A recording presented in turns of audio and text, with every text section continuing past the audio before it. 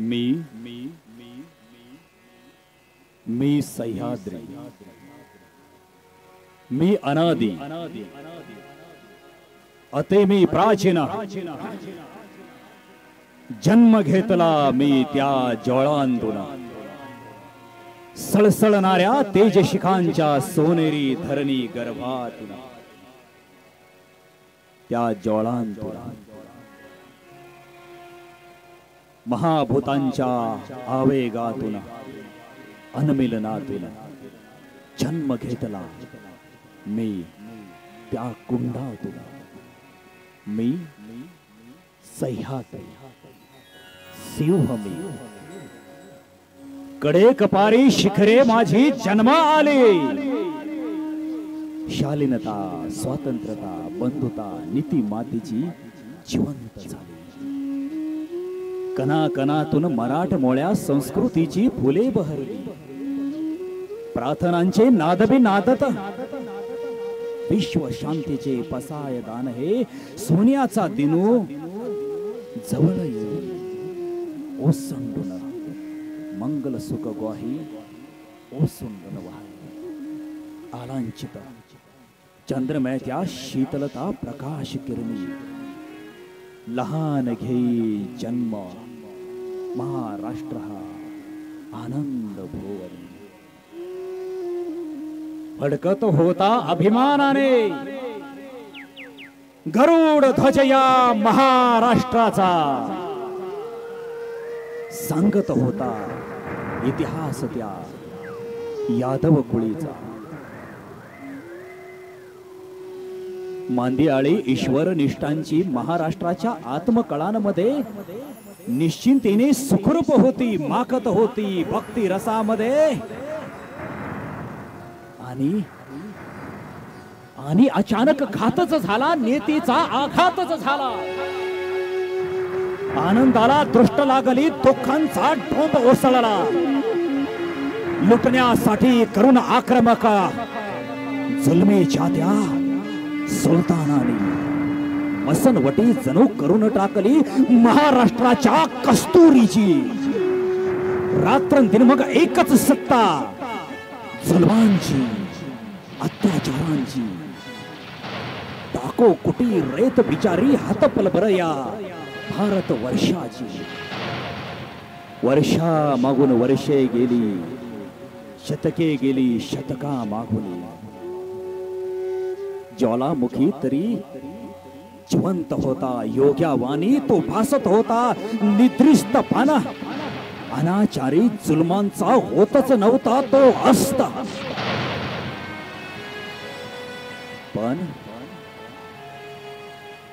पण कोंभा परी पडे एक एक पाऊल पुढे, अक्षर वृक्षांच्या राष्ट्रधर्म तो वाढत होता, फोफावत होता, महाराष्ट्राची माती सक्षम समर्थ होती जाणता, भूता परस्परे पडो मैत्र जीवांचे, शांतीची प्रार्थना निरामय, आशा अलगत बदलून गेली, नाठाळाचे माती हानो काठे ही वृत्ती मात्र संतांनी जाणली, स्वातंत्र्याच्या भेडाने माग ज्वालामुखी हा उफाळला, मुक्ती मंत्र उद्गाता आणि शिवनेरीवर जन्माला, हे चंडमुंड भंडासुर खंडिनी जगदंबे, उदंड दंड महिषासुरमर्दिनी दुर्गे, महाराष्ट्र धर्म रक्षिके ये, महाराष्ट्राच्या गंगानो या, महाराष्ट्राच्या पवनांनो या, महाराष्ट्राच्या पराक्रम करणाऱ्या योद्ध्यांनो या, दूधसागरा फेसाळत ये, राजापूरच्या ये गंगे ये, किल्ल्यांच्या कटकटांनो या, प्रचंड अवघड बुरुजांनो या, जलदुर्गानो दर्या सहया, तुफान गरजत लाटांनो या, सप्त सागरांनो या, चंद्र सूर्यानो, चंद्र नक्षत्रांनो, ग्रह देवतांनो, दिशा दाही दिशांनो या, देव दैवतांनो, संत सज्जनांनो, कुळवंतांनो, मराठ मंडळींनो, अवघे अवघे या. आम्ही महाराष्ट्र रसात शिवाजी राजाचं चरित्र गातो आहोत. तुम्ही पाहायला आणि ऐकायला अवघे अवघे या.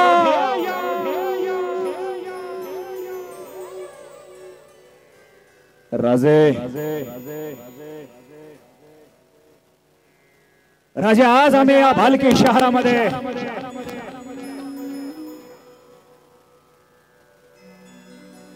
राजा देव देश धर्म सांभाळण्यासाठी राजा आज आम्ही तुमचं आख्यान मांडतो आहोत. या गंजलेल्या झोपलेल्या या मानव समाजाला जाग करण्यासाठी राजा तुमच्या विचारांचं धर्म कीर्तन आम्ही मांडतो आहोत. राजे राजा देवाचे देशाचे धर्माचे पालन करण्यासाठी जेवढे आमच्यासाठी रामायण महाभारत भागवत महत्वाचे राजे, तेवढेच तुमचे शिव महाभारत सुद्धा तितकेच महत्वाचे. राजे आम्ही या भालकी शहरातून भालकेश्वराच्या दरबारातून राजा आम्ही आपणास विनंती करत आहोत. राजा या ब्रह्मांडामध्ये आपण या वक्ताला तिन्ही लोकांमध्ये कुठेही असाल राजा, या ब्रह्मांडामधून आपण यावा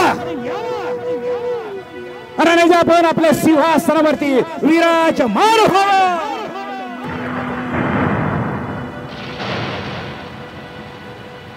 आइए महाराज विराजिए, आइए महाराज विराजिए, आइए महाराज विराजिए, आइए महाराज विराजिए, आइए महाराज विराजिए, ताली ताली, आइए महाराज विराजिए, विराजिए, आइए महाराज विराजिए, आइए महाराज विराजिए.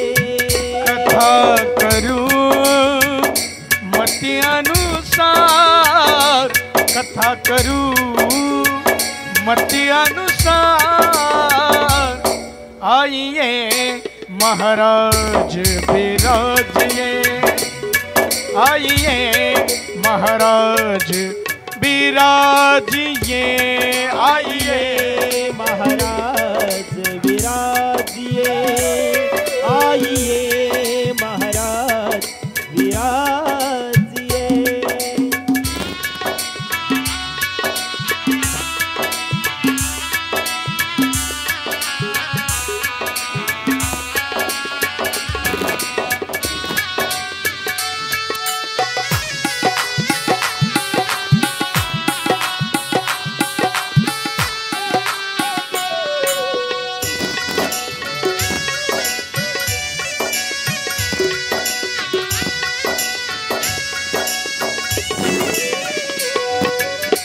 प्रेम सहित गति धरू, प्रेम सहित गति धरू, प्रेम सहित गति धरू, प्रेम सहित गति धरू. पधारिए जिजाऊ कुमार, पधारिए जिजाऊ कुमार, आइए महाराज विराजिए, आइए महाराज विराजिए, आइए महाराज विराजिए, आइए महाराज विराजिए महाराज विराजिए महाराज विराजिए क्षत्रिय कुलावतंस सिंहासनाधीश्वर श्रीमंत योगी श्री श्री श्री गजपती गणपती भूपती जलपती पुरंदर आणि शक्ती पृष्ठभागी यशवंत कीर्तिवंत नीतिवंत जानता राजा श्री श्री श्री छत्रपती शिवाजी महाराज की धर्मवीर छत्रपती संभाजी महाराज की हर हर भारत माता की वंदे मातरम।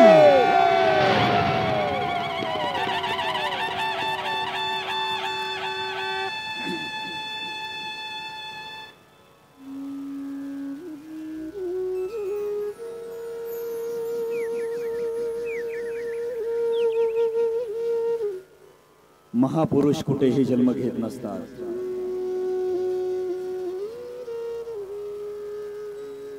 महापुरुष हे पराक्रम करणाऱ्याच्या रक्तातच जन्म घेतात। तुमच्या आमच्या सारख्यानं कोणीही वठावं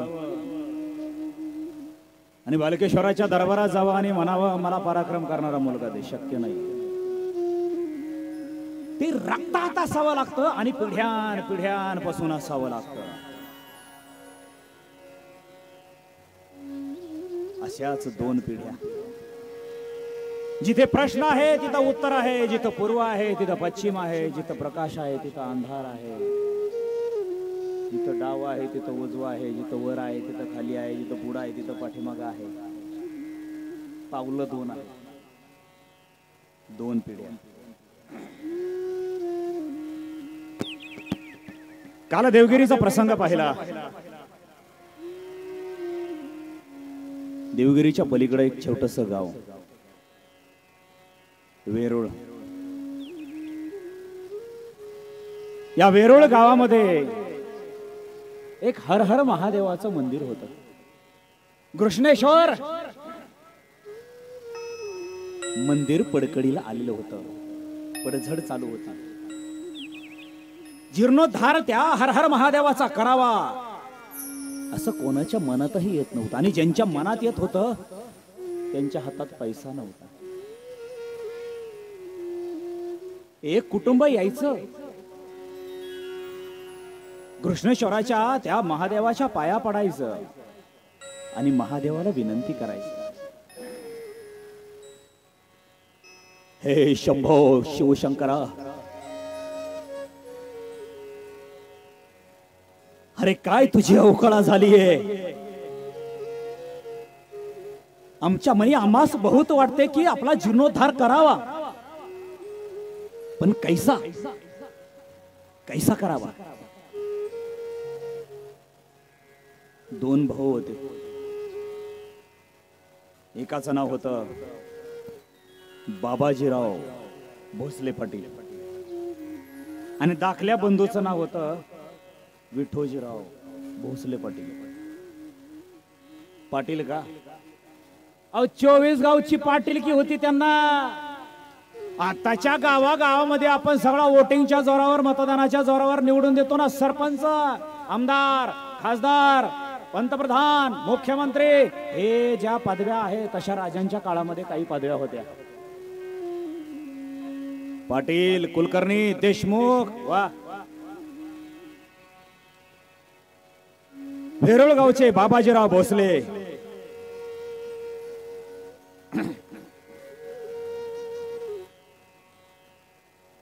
बाबाजीरावांना दोन मुलं होती।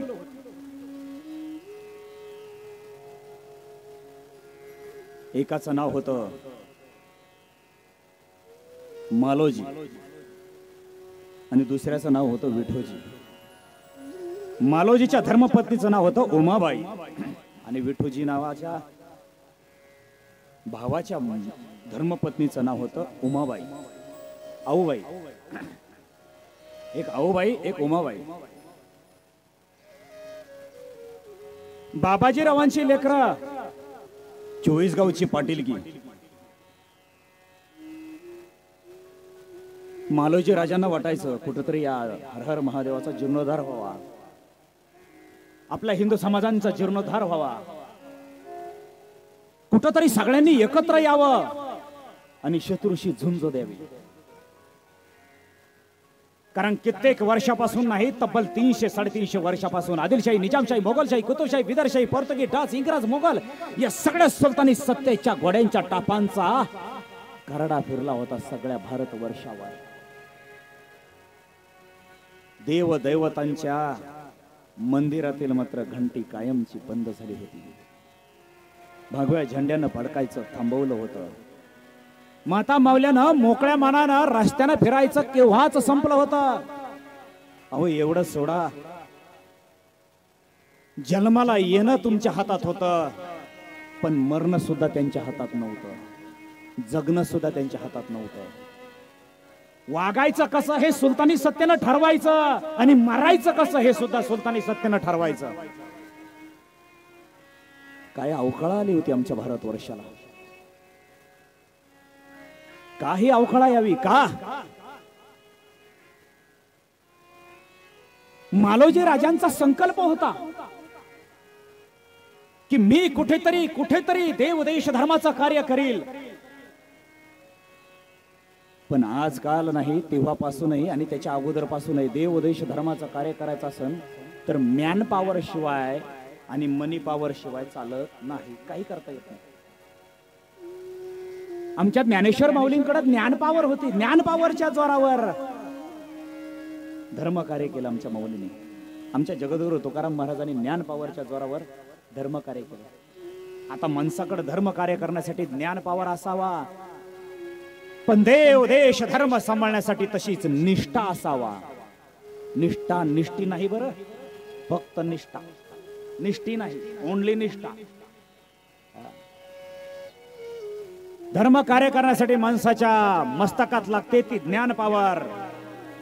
आणि एकदा का ज्ञान पॉवर असली की मग मात्र ज्ञान पॉवरच्या जोरावर धावत येते मनी पॉवर आणि म्यान पॉवर. संकल्प तसा असावा आपला. मालोजी राजांचा संकल्प तसाच. आमचे जगद्गुरु तुकाराम महाराज म्हणाले एका ठिकाणी, तुम्ही संकल्प करा, हो संकल्प करा, पण तुम्ही केलेला संकल्प हा देव देश धर्म कार्यासाठी असावा. आणि एकदा का तुम्ही केलेला संकल्प धर्म कार्यासाठी असेल, मनापासून केलेला असेल, की मग मात्र तो केलेला संकल्प तो पूर्ण करण्यासाठी त्या ब्रह्मांडाचा विठुराया ते दान पूर्ण करण्यासाठी धावत येतो. सत्य संकल्पाचा दाता नारायण, सत्य संकल्पाचा दाता नारायण, सर्व करी पूर्ण मनोरथ, सर्व करी पूर्ण मनोरथ, सर्व करी पूर्ण मनोरथ. येथे अलंकार शोभती सकळ, येथे अलंकार शोभती सकळ, येथे अलंकार शोभती सकळ, शोभती सकळ, शोभती सकळ. वा, सत्य संकल्पाचा दाता भगवंत. संकल्प मनापासून करा आणि संकल्प चांगला असावा, मग मात्र भगवंत ते पूर्ण करण्यासाठी, मनोरथ पूर्ण करण्यासाठी तो खाली उतरतो, तो तिथे येतो. आमचे मालोजी राजे कामाला लागले, संकल्प मनात ठेवून कामाला लागले. हाती नांगर घेतला आणि शेतीमध्ये नांगरण्यासाठी गेले. संतोष महाराज त्यांना धन सापडलं. धन काय सापडलं? धन सापडलं. वा. शेती करता करता एका शेतकऱ्याला धन सापडलं. एवढं मोठं धन सापडलं, मग आता ठेवायचं कुठं? आता त्यावेळेसारखं काय बँका नव्हत्या.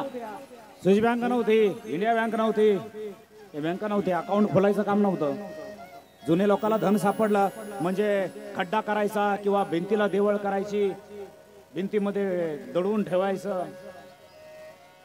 म्हणून तर किल्ल्याच्या आणि घराच्या भिंती 5-5 गंध रुंद होत्या. हे पाय ना किल्ल्याची.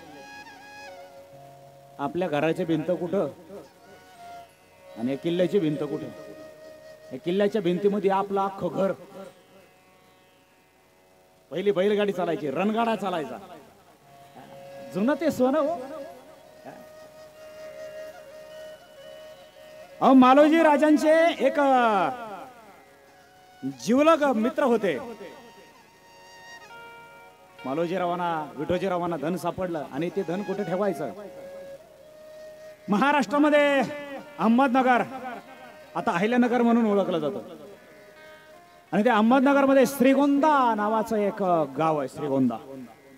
त्या श्रीगोंदामध्ये शेषप्पा नाईकपुंड हे मालोजीरावांचे जिवलग मित्र. धन सापडलं आणि एका मित्राने एका मित्राकडे ठेवायला दिलं. अहो, काय विश्वास असेल तो? काय विश्वास असेल? आता पतीवरचा पत्नीवरचा विश्वास उडायला लागला. 2 महिन्यातून 2 वर्षातून मुलं झाली तरी यांचे घटस्फोट व्हायला लागले. हा काय विश्वास राहिलाय? म्हणून आमच्या संतांनी सगळ्यांच्या पाया पडून सांगितलं, हे तुम्ही बाकी कोणाकडे विश्वास ठेवा नाहीतर ठेवू नका. बाकीचे सगळे स्वार्थापोटी तुम्हाला दागा करतील, पण आमचे संत तुम्हाला दागा करणार नाहीत बरं का. त्यामुळे एक करा, तुम्ही विश्वास संतांवर ठेवा. संतांची हे पायी हा माझा विश्वास. संतांची हे पायी हा माझा विश्वास. संतांची ये पायी हा माझा विश्वास. संतांची ये पायी हा माझा विश्वास. संतांची हे पायी हा माझा विश्वास. संतांची हे पायी हा माझा विश्वास. संतांची ये पायी हा माझा विश्वास. संतांची ये पायी हा माझा विश्वास. सर्व भावे दास, सर्व भावे दास झालो त्यांचा. सर्व भावे दास झालो त्यांचा. तिची माझे हित करती सकळ. जय श्रीराम. तिची माझे हित करती सकळ. तिची माझे हित करती सकळ.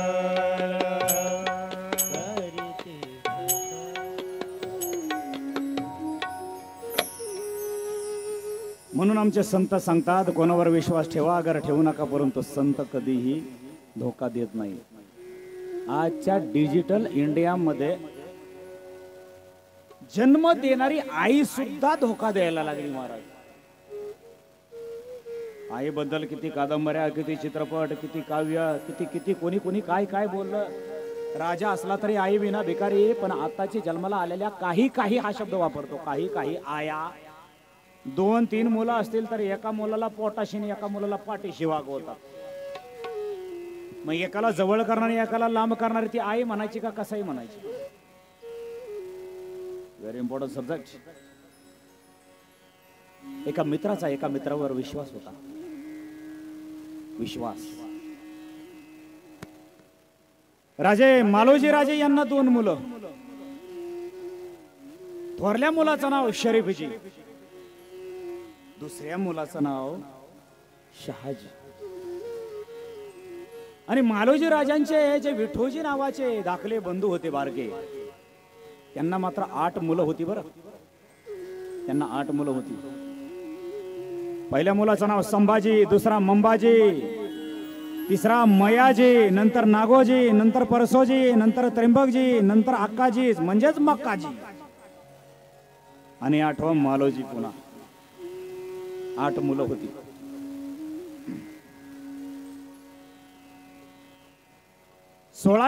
च्या सुमारात विठोजी राजांचा मृत्यू झाला आणि 1611 मध्ये शरीफजी राजांचं लगीन झालं. विठोजी आणि मालोजी दोन्ही मातबर सरकार.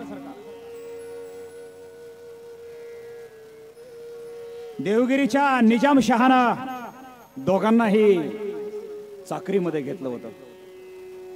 मराठ्यांमध्ये हिंमत खूप हो, ताकद खूप, नॉलेज खूप, पण ते स्वतःच्या कार्यासाठी वापरायचं नाही, दुसऱ्याची गुलामगिरी करण्यासाठी वापरलं जायचं. निजामची चाकरी करता करता विठोजी राजे गेले. मालोजी राजांची पाळी आली. राजा महाराजांचा हुकूम आला की हुकूम झेलायचा आपण आणि त्यांची चाकरी पूर्ण करण्यासाठी रणभूमीमध्ये जायचं. पंढरपूरच्या पलीकडे इंदापूर म्हणून गाव आहे, पुण्याच्या अलीकडे. इंदापूरला पुण्याला जाताना, मुंबईला जाताना तुम्हाला इंदापूर म्हणून गाव लागेल. 1605 इंदापूरच्या लढाईमध्ये मालोजी राजे मात्र धारातीर्थ पडले. या वक्ताला शहाजी राजे लहानच, शरीफजी राजे लहानच. आपला बाप गेला हे लेकरांना कळत सुद्धा नव्हतं, इतके चिमुकले लेकर. पण उमाबाई नावाची धर्मपत्नी ढसा ढसा रडू लागली, डोळ्यातून आसव गाळू लागली. आणि जुनी प्रथा होती, पती रणांगणामध्ये धारातीर्थ पडले की मग मात्र सतीची वस्त्र परिधान करायची आणि सती निघून जायची.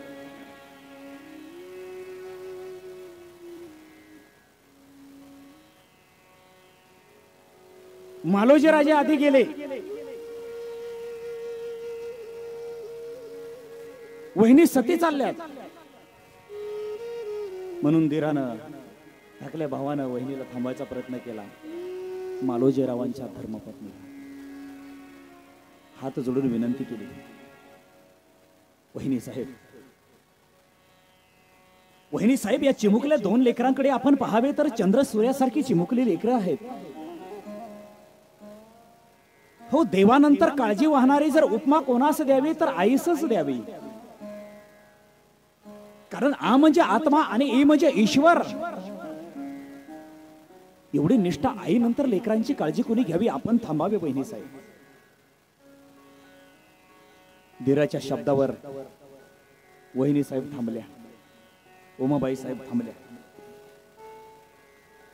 मालोजी राजे गेल्यानंतर राजे शहाजी राजांना आहे तशी चाकरी शहाजी राजांच्या नावे करण्यात आली. शहाजी राजे 4-5 वर्षाचे, पण निजाम हुशार बर का तितकाच. निजाम डोकं चालवणारा, वा दूरदृष्टीचा. शहाजी राजांना चाकरी का दिली? चिमुकलं लेकरू आहे, उद्या भविष्यामध्ये जर कर्तबगार निघाला तर आहे तशी चाकरी चालू ठेवू, आणि दगाबाज निघाला तर उसको काटने के लिए ज्यादा वक्त नहीं लगेगा, इसलिए दूरदृष्टीचा निजाम. हे भोसले घराणं आलं कुठून हो? हे भोसले घराणं आलं कुठून? हे भोसले घराणं सिसोदिया वंशातातलं. सिसोदिया वंशाची खूप मोठा घनिष्ठ संबंध, म्हणजे तिकडूनच आलेली ती परंपरा त्यांची. पूर्व पिढ्यात महाराष्ट्रामध्ये झालेली एंट्री. इतिहासामध्ये काही नावनोंदणी आहेत, काही शिलालेख आहेत, काही बखरी आहेत.